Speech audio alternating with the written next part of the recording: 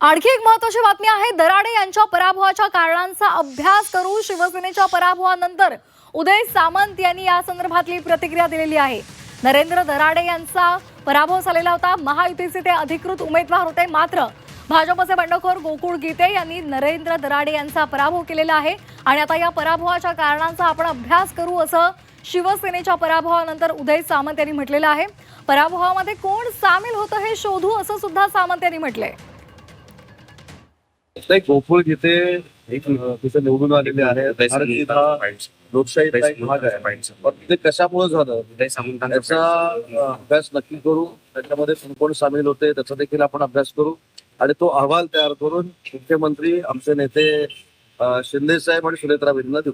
नक्कीच कमी पडली म्हणूनच पराभवाला आम्ही सामील होतो, त्याची कारणं आम्ही शोधू। महायुतीचे ते 3 नेते नेमके कोण हे नरेंद्र दराडे यांनी सांगावं असं सुद्धा म्हटलेलं आहे। आता नरेंद्र दराडे यांनी सुद्धा नाराजी व्यक्त केलेली आहे आणि त्याचबरोबर उदय सामंत यांनी आपण या संदर्भातली कारणं शोधू असं म्हटलंय। आम्ही असं वाटतं की आता आपली एवढी 500 मतं आहेत आणि यांनी माघार घेतलेल्या आहेत, दोघा तिघांनी, हिरेंनी यांनी, त्यामुळे आम्हाला कुठला धोका वाटत नव्हता, परंतु शेवटच्या 1-2 दिवसामध्ये तो प्रकार सगळा घडलेला आहे। पण कार्यकर्ते जे म्हणता आहेत आता की उदय सामंत यांनी विमान पाठवलं आहे, शिंदे साहेबांनी बोलून घेतलेलं आहे गीते यांना, आणि गीते हे शिंदे साहेबांना भेटायला येत आहेत, नेमकं काय सध्या? नाही, मला या बाबतीमध्ये काहीच माहीत नाही, माझं कुणाशी बोलणं झालेलं नाही। जळगावमध्ये सुद्धा चांगलं यश जे आहे ते महायुतीला पाहायला मिळतं। अगदी सर्वाधिक मतं जे आहे ते महायुतीच्या उमेदवाराला जळगावमध्ये, राज्यामध्ये सर्वाधिक मतं, सर्वाधिक 17 जागांमध्ये जळगावमध्ये आम्हाला मिळालेली आहेत।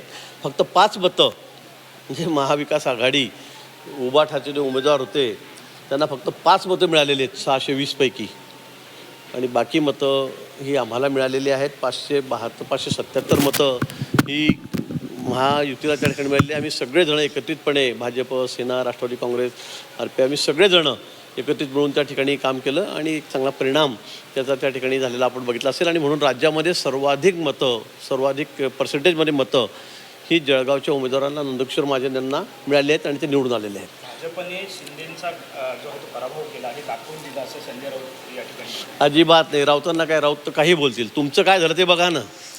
तुमचं एक त्याला नारळ म्हणजे कोणाचं खातंसुद्धा उघडलं नाही। तुमची मतं बघा, जळगावमध्ये तुम्हाला 5 मतं भेटली, 630 पैकी किती मतं मिळाली? 5 मतं। ते बोलत नाही, आणि कोणी काय केलं, यांनी काय केलं, मला वाटतं आता त्यांना त्याच्याशिवाय दुसरं काम नाही आहे, ते दुसरं काही बोलू शकत नाही। स्वतःचं एवढं अपयश आहे ते लपवायचं आहे, आणि म्हणून यांनी त्याचा हात केला, हा कसा निवडला, त्याला कशी मतं पडली, याशिवाय ते दुसरं काही बोलू शकत नाही।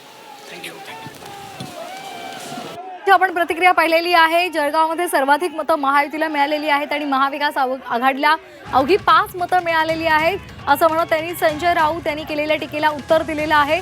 संजय राऊतांनी स्वतःचं पाहावं असं सुद्धा त्यांनी म्हटलेलं आहे, आणि त्याचबरोबर नाशिक संदर्भात सुद्धा त्यांनी भाष्य केलेलं आहे। नाशिकमध्ये कशा पद्धतीने हा पराभव झालेला आहे, कसा पराभव झाला हे माहीत नाही असं सुद्धा त्यांनी म्हटलेलं आहे, आणि त्यामुळे त्या संदर्भातला आपण विचार विनिमय करू असं सुद्धा गिरीश महाजन म्हणालेले आहेत। नाशिकमध्ये गोकुळ गीते, भाजपचे बंडखोर हे विजयी झालेले आहेत। नरेंद्र दराडे यांचा पराभव झालेला आहे आणि त्यामुळे आता या संदर्भात गिरीश महाजनांची प्रतिक्रिया समोर आलेली आहे। नेमका हा पराभव कसा झाला या संदर्भात आपण विचार विनिमय करू असं त्यांनी म्हटलेलं आहे।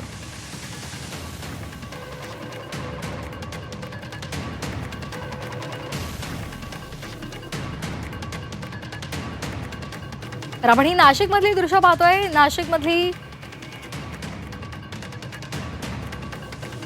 आणि मी देखील विधान भवनाच्या परिसरामध्ये आहे, परंतु मला असं कुठेही हे शक्यता वाटत नाही की गोकुळ गीतेंशी कोण बोललेला आहे, दोघी गीतेंचा कोणाला फोन गेलेला आहे।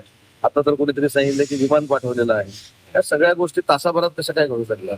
त्याच्यामुळे या सगळ्या गोष्टी एक वातावरण तयार करण्यासाठी केलेल्या असू शकतील, परंतु नरेंद्र दराडे हे आमचे अधिकृत उमेदवार होते आणि त्या उमेदवारांचा पराभव का झाला याचं नक्की आम्ही कारण शोधू, त्याचं अगदी त्याला आपण काय म्हणतो अनालिसिस करू, आणि पण महायुतीतले ते कोण आहे हे दराडेंनी जाहीर केलं पाहिजे। मुद्दा असा आहे की गिरीश महाजन साहेब हे शेवटपर्यंत 4 वाजेपर्यंत मतदानाच्या प्रक्रियेमध्ये होते।